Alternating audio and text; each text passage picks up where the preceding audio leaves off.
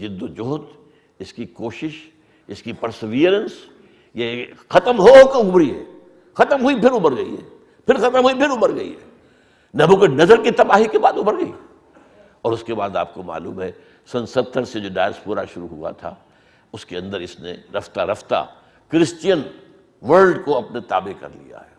ان میں جو پروٹیسٹنٹس ہیں وہ تو بالکل اعلی کار ہیں ان کے، البتہ جو کیتھولکس ہیں وہ ذرا آسانی کے ساتھ انہوں نے نہیں مانا۔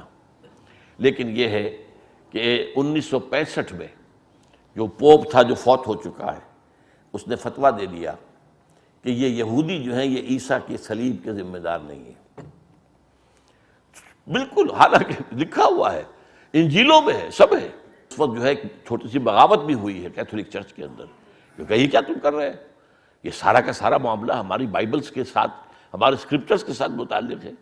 لیکن بہرحال اب کیتھولسزم جو ہے وہ بھی اب اسی طریقے سے یہود کے پشت پناہ ہے، ڈگریز کا فرق ہے۔ امریکہ بہت زیادہ ہے، برطانیہ اس کا چھوٹا بھائی سمجھ لیجئے، لیکن یورپ جو ہے وہ بھی اب رفتہ رفتہ، لیکن اتنا نہیں، فرق ڈگریز کا موجود ہے۔ یہ ہے پس منظر اس وقت کے جو حالات ہیں دنیا کے۔ یہ تو میں نے آپ کو بتایا کہ تھرڈ رائز جو یہود کا ہوا کیسے ہوا، پہلا رائز، پھر ڈاؤن فال، پھر رائز، پھر ڈاؤن فال، لمبا ڈاؤن فال، بہت لمبا۔ لیکن پھر جو تھرڈ رائز شروع ہوا اس کا فینومینن کیا ہے؟ امت مسلمہ میں، امت محمد میں جو نشرت ثانیہ جو ہو رہی ہے، جس کا عمل شروع ہو گیا تھا پچھلی صدی کے ربع اول کے بعد، اس کے بارے میں تذکرہ کروں گا۔ ہسٹوریکلی آپ سمجھیں کہ اس وقت دنیا میں یہ اسلام کے لیے جو کام ہو رہے ہیں کس کس انداز میں ہو رہے ہیں، اور اس کا جو ہے آخر جب اس کا آخری جو ہے شو ڈاؤن جسے کہیں گے، وہ ایک علیحدہ مسئلہ ہے، اس پر پھر انشاءاللہ گفتگو ہوگی۔ اقول قولی ھذا واستغفر اللہ لی ولکم ولسائر المسلمین والمسلمات۔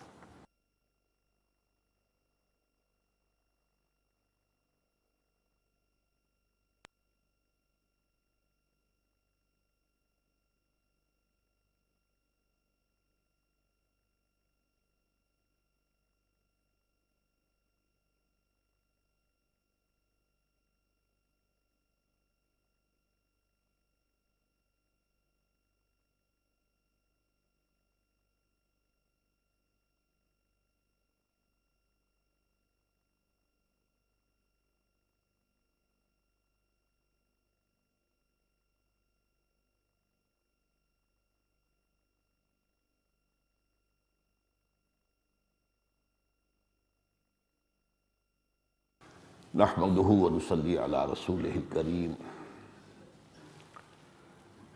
اما بعد فقد قال الله تبارك وتعالى كما ورد في سورة الرحمن، اعوذ باللہ من الشیطان الرجیم، بسم اللہ الرحمن الرحیم، مرج البحرین یلتقیان بینہما برزخ لا یبغیان، صدق اللہ العظیم۔ رب اشرح لي صدری ویسر لي امری واحلل عقدۃ من لسانی یفقہوا قولی۔ اللہم ربنا الہمنا رشدنا واعذنا من شرور انفسنا، اللہم ارنا الحق حقا وارزقنا اتباعہ وارنا الباطل باطلا وارزقنا اجتنابہ، آمین یا رب العالمین۔ آپ کو یاد ہوگا کہ میں نے یہ عرض کیا تھا کہ 20ویں صدی عیسوی، جسے ابھی ختم ہوئے 8 سال ہوئے ہیں، نواں سال شروع ہو گیا 21ویں کا، یہ سابقہ اور موجودہ دونوں مسلمان امتوں کی تاریخ کی ضمن میں ایک عجیب نقشہ پیش کرتی ہے۔ سابقہ امت یاد ہے نا، بنی اسرائیل۔ سابقہ اس اعتبار سے ہے کہ وہ اس مقام سے معزول کر دی گئی تھی جو حضرت موسیٰ علیہ السلام کے عہد سے اسے عطا ہوا اور حضور صلی اللہ علیہ وسلم کے عہد تک جاری رہا۔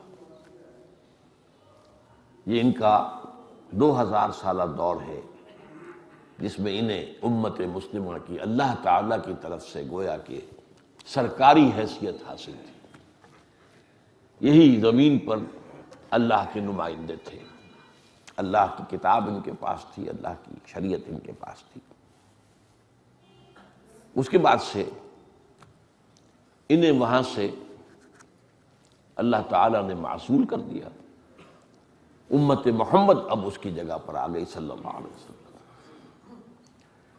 تو اگرچہ وہ سابقہ امت کی حیثیت سے تو ان کا دور ختم ہو گیا حضور کی بعثت کے ساتھ، لیکن امت تو ختم نہیں ہوئی، وہ تو موجود ہے، قوم تو ہے، بنی اسرائیل تو ہے،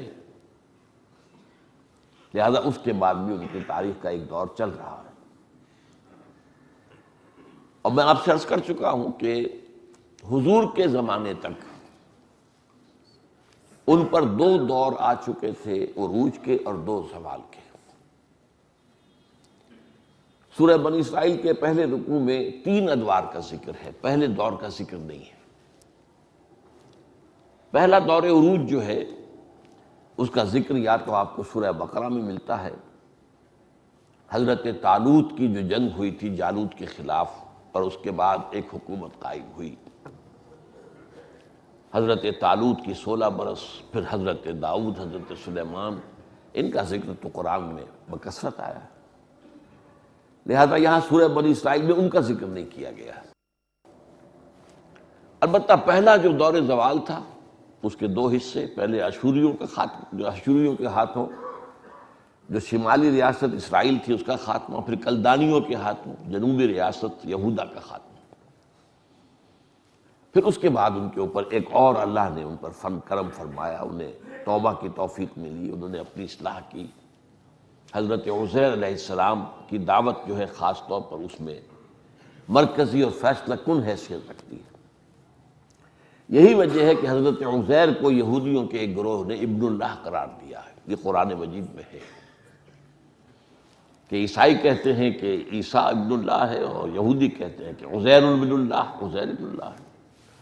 تو اگرچہ حضرت عزیر کے بارے میں یہ عقیدہ یہود کا بحیثیت مجموعی کبھی نہیں رہا ہے، لیکن یہ کہ یہ بات ان کی تاریخ میں ہے، اور اسی لیے ہے کہ انہی کے ذریعے سے انہیں پھر اس قعر مذلت میں سے اللہ تعالیٰ نے اٹھایا، انہی کی دعوت تجدید اور اصلاح اور توبہ کی پکار، توبہ کی منادی، جس کے نتیجے میں پھر ان کا دوسرا دور عروج آیا مکابی سلطنت کا، جو اپنے زمینی رقبے کے اعتبار سے تو حضرت سلیمان اور حضرت داؤد علیہ السلام کی جو ریاست تھی اس کے رقبے سے بھی بڑی تھی،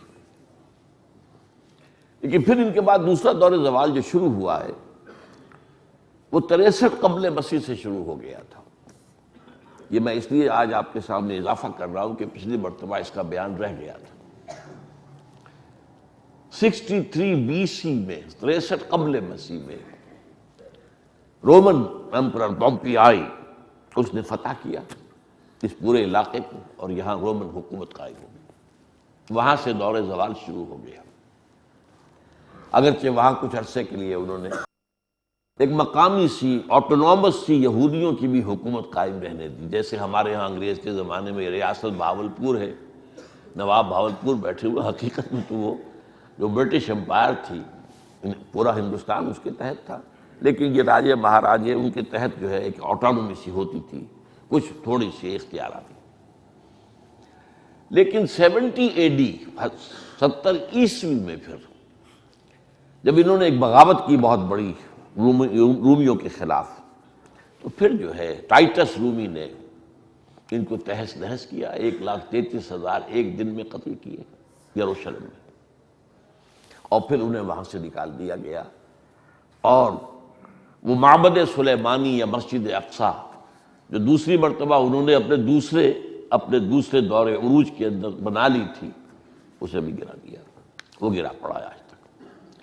تو 70 عیسوی سے لے کر اور 1917 عیسوی تک 1847 برس ایگزیکٹلی بنتے ہیں، یہ ان کا دوسرا دور زوال ہے جو مسلسل چل رہا ہے۔ اب انہی میں سے 500 برس وہ ہیں کہ جس کے بعد حضور کی بعثت ہوئی صلی اللہ علیہ وسلم، یہ اپنے دور زوال میں تھے، نکال دیے گئے تھے، دنیا میں منتشر تھے، ڈائسپورا تھا، 500 برس ہو چکے تھے انہیں اگر کوئی سہارا ملا تو میں پچھلی مرتبہ بیان کر چکا ہوں، وہ مسلم اسپین میں ملا، اس لیے کہ انہوں نے ہسپانیہ کی مدد میں طارق ابن زیاد جو ہے اس کی مدد کی، اس کے فتح کرنے میں۔ تو ظاہر بات ہے کہ پھر عربوں نے ہسپانیہ میں پھر ان کی عزت کی، ان کو مقام دیا۔ ظاہر بات ہے محسن تھے، راستہ دکھائے تھے۔ اور کیوں دکھایا تھا؟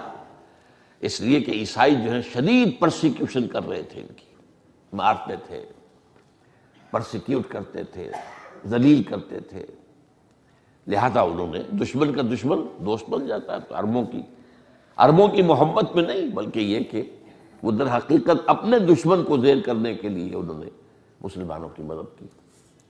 اور اس کو بن گوریون نے لکھا ہے اپنے ہاں کہ Muslim Spain was the golden era of our diaspora.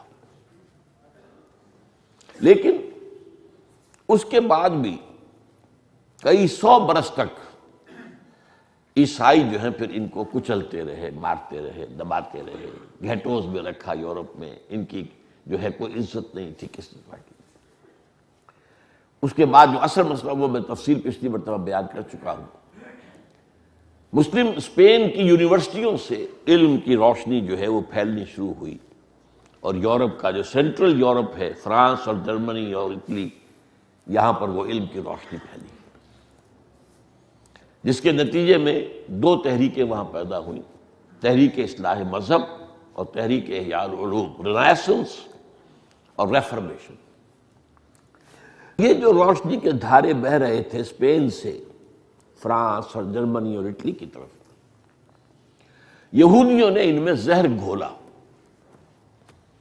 کون سیاہی گھول رہا ہے وقت کے بہتے دریا میں؟ دریا بہہ رہا ہے اور کوئی شخص جو ہے اس میں کہیں کسی جگہ بیٹھا ہوا سیاہی گھول رہا ہے، تو دریا کا پانی سیاہ ہو رہا ہے۔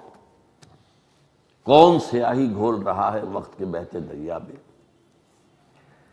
اسلام نے جو تعلیم دی تھی حریت، کہ کوئی انسان دوسرے انسان کا غلام نہیں ہے، سب کے سب اللہ کے غلام ہیں، انہوں نے اس حریت کو اتنا آگے بڑھایا کہ اللہ سے بھی آزاد، شریعت سے بھی آزاد، مذہب سے بھی آزاد۔ نمبر دو، مساوات۔ انہوں نے اس کے اندر وہ آزاد خیالی پیدا کی کہ عورت اور مرد بھی مکمل مساوی ہے۔ نتیجہ یہ کہ خاندان کا نظام درہم برہم ہو گیا۔ پھر انہوں نے جو عیسائیت کی تقسیم کروا لی، پوپ کے خلاف بغاوت کر کے میں پچھلی مرتبہ بیان کر چکا ہوں۔ اس کے نتیجے میں پھر یہ کہ بینک آف انگلینڈ قائم ہوا، چرچ آف انگلینڈ قائم ہوا۔ انہوں نے کہا یہ انگلینڈ جو ہے یہ تو ہمارا نیا اسرائیل ہے، ہمیں تو یہاں پر پناہ مل گئی ہے، جیسی کبھی اسپین میں تھی، اس طریقے سے۔ اس کے بعد جو ہے وہ جب صورتحال تبدیل ہوئی ہے سیکنڈ ورلڈ وار کے بعد، اور امریکہ آ گیا ہے دنیا کے سیاسی افق کے اوپر، تو پھر نیا اسرائیل جو ہے وہ کہتے ہیں امریکہ ہے، یہ ہمیں یہاں پر وہ ساری سہولتیں حاصل ہیں۔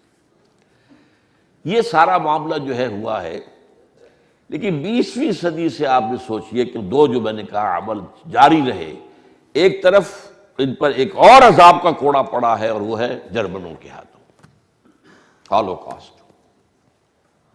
اور اس میں بھی ان کے کہنے کے مطابق 60 لاکھ یہودی قتل ہوئے، معمولی بات نہیں ہے۔